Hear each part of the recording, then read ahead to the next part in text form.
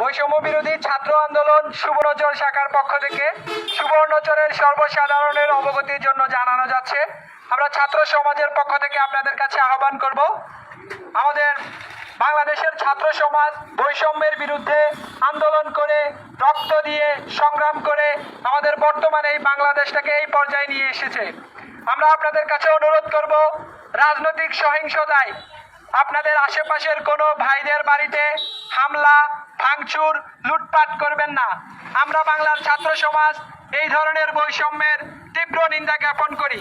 আমরা কোনোভাবেই হামলা ভাঙচুর লুটপাটকে সমর্থন করি না।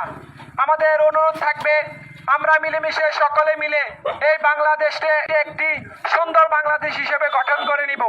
আমাদের যত মানুষের রাগ ক্ষোভ আছে, রাজনৈতিকভাবে আমরা যারা নির্যাতনের শিকার হয়েছেন, আমি অনুরোধ করব সকলকে, সকল রাজনৈতিক ভাইদের কাছে অনুরোধ থাকবে ছাত্র সমাজের পক্ষ থেকে আপনারা সকলকে ক্ষমা করে দিয়ে সুন্দর একটি বাংলাদেশ গড়ার লক্ষ্যে সকলে মিলেমিশে থাকবেন। আপনাদের আশেপাশে কেউ যাতে লুটপাট ভাঙচুর ধ্বংসযজ্ঞ চালাতে না পারে সেই দিকে খেয়াল রাখবেন।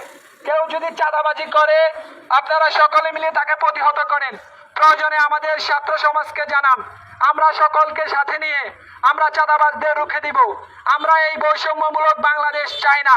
আমরা লুটপাট ভাঙচুর মারামারি হানাহানি এগুলো চাই না। আমরা বাংলার ছাত্র সমাজ, আমরা শান্তি চাই।